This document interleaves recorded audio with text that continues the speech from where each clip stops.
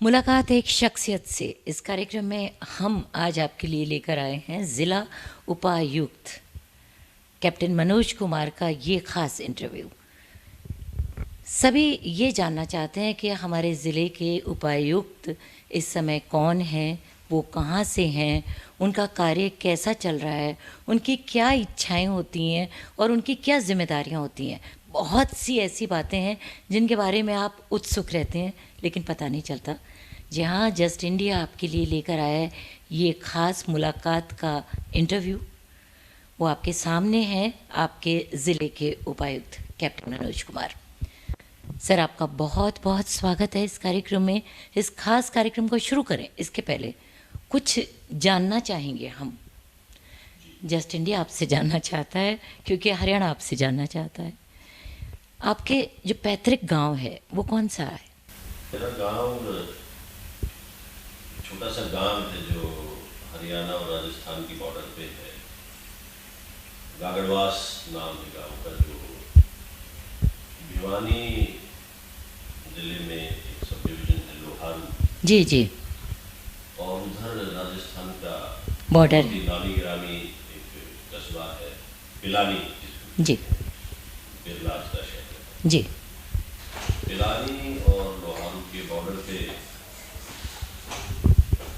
स्थित है। ये एक रेगिस्तानी गांव है, बहुत छोटा सा गांव है। जी वहाँ से मैं आता हूँ। जी, वहाँ की मिट्टी की खुशबू आप में महसूस होती है? हमेशा वो मेरे जहन में रहती है।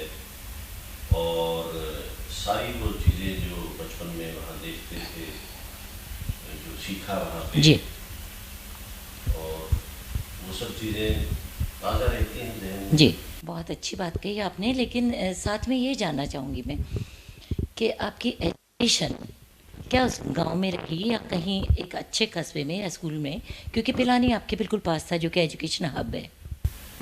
पिताजी एक स्कूल टीचर रहे हैं, जी। अभी वो रिटायर हो गए हैं। हम्म। SDEO रिटायर हुए वो।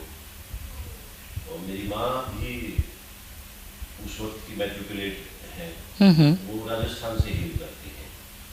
वो भी हमारे बॉर्डरिंग ही है इलाका राजस्थान का, जहाँ से वो आती है।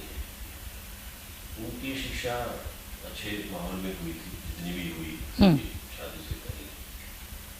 और अध्यापकों को कहते हैं कि ज़्यादा लगन रहती है अपनी औलाद को और आगे बढ़ाने की। तो मेरे माता पिता की हमेशा ये चेष्टा रहती थी कि हम पढ़ लिख के कुछ करें, आगे बढ़ें और ज़िंदगी में कुछ करें जो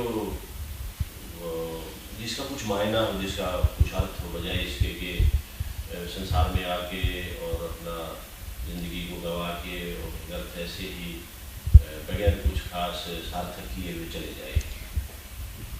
उसी का ये नतीजा था कि मैं अच्छी शिक्षा ग्रहण कर पाया। वो हमेशा मुझे प्रेरित करते रहते थे। गांव में भी वो रहे, गांव के स्कूल में 1-2 साल मैं भी गांव के स्कूल में रहा। उसके बाद हम शहर में आ गए, जो हमारा जिला मुख्यालय था भिवानी। और वहाँ से कोशिश वो करते रहते थे मुझे आगे बढ़ाने की कि मैं कोई अच्छे स्कूल में जाऊँ, जिसके लिए कंपटीशन के इम्तिहान वगैरह हुआ करते थे उन दिनों में, शायद अब भी होते होंगे। तो एक इंडियन पब्लिक स्कूल्स के लिए UPSC द्वारा एक परीक्षा आयोजित की जाती थी। जी। अभी मुझे नहीं है बहुत ज़्यादा कि अभी वो चालू है, और वो बिल्कुल IAS की तर्ज पे हुआ करती थी। पहले प्रिलिमिनरी एग्जाम्स होते थे, फिर रिटन एग्जाम्स हुआ करते थे, स्टेट वाइज हुआ करते थे। उसके बाद इंटरव्यू और उसके बाद फिर मेडिकल, और फिर जैसे इसमें चॉइसेस रहती है, इसी प्रकार उसमें भी स्कूल्स की 3 चॉइसेस लिया। यानी इम्तिहानों का सफ़र शुरू से ही आपका जारी रहा। जी। और उसमें फिर 2-3 तरह की स्कॉलरशिप के भी प्रावधान थे कि यदि आप कहीं टॉप वगैरह कर जाते हैं अपनी स्टेट को, तो आपको गवर्नमेंट ऑफ इंडिया की फुल स्कॉलरशिप, और या आपको कुछ नहीं खर्चा करना है, घर से सरकार आपकी शिक्षा ज़्यादा ही संभालती थी। सर, आप उसके बाद आर्मी की तरफ आकर्षित हुए? ध्यान है कि वहाँ से मैं पास पास आउट होके स्कूल से मैंने फिर ग्रेजुएशन किया यहीं रोहतक से यूनिवर्सिटी कॉलेज उस वक्त कहा करते थे, आज राम शर्मा महाविद्यालय है वो, वहाँ से ग्रेजुएट करके और फिर मैं फौज का रुख मैंने किया। मैं CDS के बाद फौज में गया था और OTA जो उस वक्त मद्रास कहते थे, चेन्नई कहते हैं, वहाँ से शॉर्ट सर्विस कमीशन लेके मैं निकला जी, और 9-10 साल के करीब मैं फौज में रहा जी। फौज में रहते रहते ही मन में ये विचार आया, किसी कैरेक्टर ने बताया कि ऐसी अपॉर्चुनिटीज भी हैं बाहर, सरकार अपने सैनिकों के लिए बहुत कुछ करती हैं, वो आरक्षण भी उनको देती है और भी कई तरह की रियायतें मिलती हैं फौजी लोगों को। तो वो अवसर मुझे उचित लगा और मैंने जो भी फौज की नौकरी के हालात में जो भी छोटी मोटी तैयारी हो सकती थी वो तैयारी करके मैंने पर्चा लिखा फौज में रहते रहते और मैं स्टेट सिविल सर्विस में आ गया। जी, एक फौजी जब स्टेट सर्विसेज में आता है, एक बदलाव था, कुछ लगा मन में कि जबकि दोनों ही देश सेवा के लिए आपने नौकरियां की हैं, लेकिन बदलाव सेंस के वहाँ पे आप घर से बहुत दूर रहते हैं, रेजिमेंटेशन बहुत ज़्यादा है, अनुशासन भी बड़ा यूँ कहिए कि एक तरह से रूथलेस है वहाँ, कोई रीटेक और मार्केट वो जी डिसिप्लिन वहाँ कायम भी होना भी चाहिए।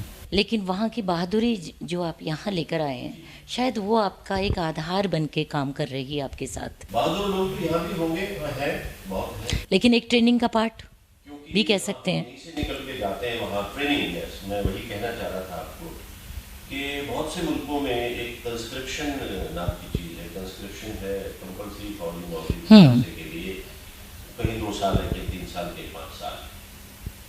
तो IAS IPS वगैरह सेंट्रल सर्विसेज में जब लोग आते हैं तो ज़रूर उनको एक मिलिट्री अटैचमेंट करवाई जाती है, 15-20 दिन की रहती है।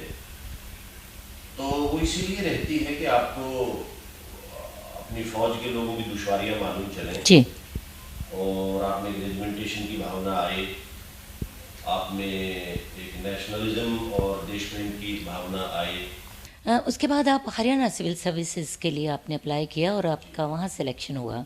एक सफ़र लंबा रहा, वो भी एक अनुभव रहा, लेकिन अब जो एक IAS अधिकारी के रूप में उपायुक्त का पद, जिसको कहते हैं ड्रीम पोस्ट है जी, और ड्रीम पोस्ट के अलावा चुनौतियां हैं बहुत सारी सामने, जिम्मेदारियां हैं, और अब जिस मौके पे आपने ये रोहतक में ज्वाइन किया है, एक कोविड बहुत बड़ी समस्या है, तो इन सब चीज़ों को जिस तरह से आप सहजता से इस समस्याओं को सुलझाते हैं, मैं ये कहूँगी, झेलना शब्द शायद अच्छा नहीं लगेगा, तो उसके पीछे क्या क्या बहाव आपके चलते हैं और क्या अनुभव आपके काम आते हैं? मैं समझता हूँ कि जो स्टेट सिविल सर्विस है उसमें एक असाइनमेंट है SDM की, आप जानते ही हैं जी, और IAS में DM की, DCB हम जिसको कलेक्टर कहते हैं, ये दोनों फ्लैगशिप टाइप की असाइनमेंट्स है और वो सिनोनिमस हो गई हैं नौकरी के साथ कि IAS का मतलब ये कलेक्टर और SDM का मतलब SDM। जबकि ये नौकरी की खूबसूरती ये है एडमिनिस्ट्रेटिव सर्विस की, सिविल सर्विस की, कि इसमें आपको तरह तरह की जिम्मेदारियां, यानी कि लब्बो लबाद ये है कि बहुत सारे अनुभवों का एक समावेश जो है वो आप इस समय लेकर बैठे हुए हैं जी। सर, आप क्योंकि कलेक्टर हैं, जिसको यहाँ पे DC बोलते हैं, और एक आम नागरिक के लिए DC शब्द बहुत बड़ा है। हम जानना चाहते हैं, वेस्ट इंडिया जानना चाहता है कि एक शांत मन चाहिए होता है, उसके लिए आप एंटरटेनमेंट का क्या कौन सा साधन अपनाते हैं? थोड़ा बहुत पढ़ लिया करता हूँ या संगीत भी मैं। जी, थोड़ा सा घर परिवार की बात करते हैं। आप एक उपायुक्त के अलावा पति हैं, फादर हैं, पुत्र भी हैं, और बहुत सी रिश्तेदारियां भी हैं जहाँ चाचा सारे रिश्ते आ जाते हैं। घर में सबसे पहले पत्नी है। आप अपने ऑफिस में उपायुक्त के नाते बहुत सी समस्याएं सुनते हैं, लोगों की, लेकिन जब घर की समस्याएं आती हैं उनको कितना समय दे पाते हैं? क्योंकि एक पत्नी को तो ज़रूर आपसे शिकायतें रहती होंगी कि समय नहीं मिलता। हाँ, रहता है, परंतु over a period of time आप उसके आदी भी हो जाते हैं और नज़रअंदाज तो नहीं करते? नजरअंदाज नहीं कर सकते। जी। कोशिश रहती है कि इनमें दोनों में तालमेल, एक समन्वय बिठाया जाए और वो समन्वय बिठाकर सभी तरह के कर्तव्यों का निर्वहन करने की चेष्टा रहती है। कभी बच्चों को होमवर्क कराया है? वो मेरी धर्मपत्नी ज़्यादा करती रही है। जी। ऑफ कोर्स बीच बीच में जहाँ मुझे थोड़ा बहुत समय मिला और जहाँ बच्चे को ये हुआ कि ये अपने पिता से शायद इस बारे में बेहतर कुछ जान पाएंगे, तो वहाँ मैं उपलब्ध रहा हूँ। इस वक्त शहर में आपके हिसाब से सब कुछ ठीक चल रहा है? देखिए, वो यूटोपिया में मैं रहना पसंद नहीं करता हूँ और आदर्श हालात कहीं भी नहीं है, चाहे वो हिंदुस्तान है, चाहे वो यूरोप है, चाहे अमेरिका, कहीं भी है। कुछ न कुछ कमियां, दुश्वारियां, मुसीबतें, खराबियां हर जगह हैं सिस्टम में और यहाँ भी ज़रूर है और हम उनको दूर करने के लिए, हल करने के लिए हमेशा प्रयासरत रहते हैं। मैं ये समझता हूँ कि मेरे नज़रिए से जो कंजेशन की एक समस्या है, जी जी जी। उस पर मेरा ध्यान रहता है और ट्रैफिक मैनेजमेंट इत्यादि, जी जी जी। उस पर मेरा ध्यान रहता है। Apart from of course women safety और बच्चों की सेफ्टी, मैं संयोग से वहाँ तक आने से पहले महिला और बाल विकास विभाग में था, तो वो विषय भी मेरे दिल के बहुत करीब है कि महिलाओं पे अत्याचार न हो, चाहे वो डोमेस्टिक है, चाहे वो बाहर है, अपराध उनके साथ किसी भी तरीके का बच्चियों के साथ, महिलाओं के साथ, बच्चों के साथ ना हो। उस दिशा में हम लोग प्रयासरत रहते हैं और तरह तरह के प्रयास सरकार जो कर रही है उसको हम धरातल पे लाते हैं। और सर साथ में क्योंकि कोविड के मामले फेस्टिवल सीज़न के बाद बढ़ रहे हैं, दिल्ली में तो शायद इसकी संख्या बहुत ज़्यादा है। मैंने समस्याएं बताई आपको, वो हम पेरिनियल टाइप के जो पूरे देश में, जी जी। हर बड़े शहर में जहाँ 4-5 लाख 7 लाख आबादी हो जाती है, वहाँ कोविड जैसी चीज़ें हैं जो महामारियाँ, वो कभी कभार आती हैं। ये वाली शायद 100 बरस के बाद आई है, जैसा कि आप जानते हैं। ऐसी आपदाओं से जूझने के लिए आपको जो एग्जिस्टिंग SOPs हैं उनके अंदर तरमीम करनी पड़ती है। जैसे कोविड का वायरस जो नोवल कोरोना है, ये एक ऐसी नई चीज़ आ गई जिसके बारे में बहुत ज़्यादा अध्ययन विज्ञान के पास भी नहीं था, डॉक्टरों के पास नहीं था, इसके बिहेवियर का भी बहुत ज़्यादा अंदाज़ा नहीं था लोगों को।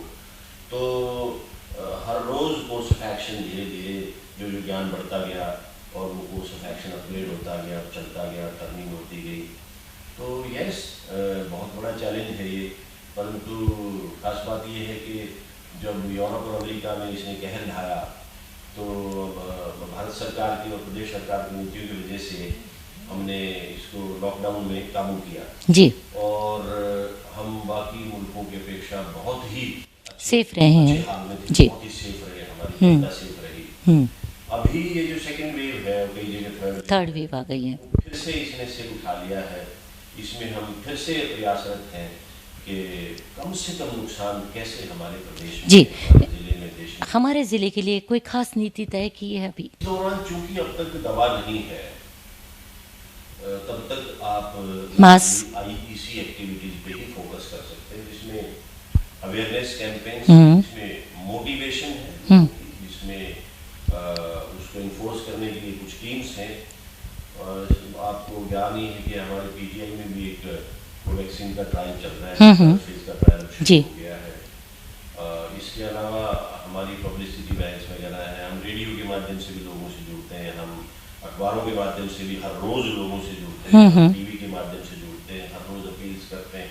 50 के करीब हमने इंसिडेंट कमांडर्स बना रखे हैं जो जगह जगह घूमते हैं, कंटेनमेंट जोन्स हमने बनाई हुई हैं और बाज़ारों में भी जगह जगह हमने पुलिस को बिठाया, अपने लोगों को बिठाया, मास्किंग करवाई, सोशल डिस्टेंसिंग करवाई, नगर निगम उधर से लगा रहता जी। है।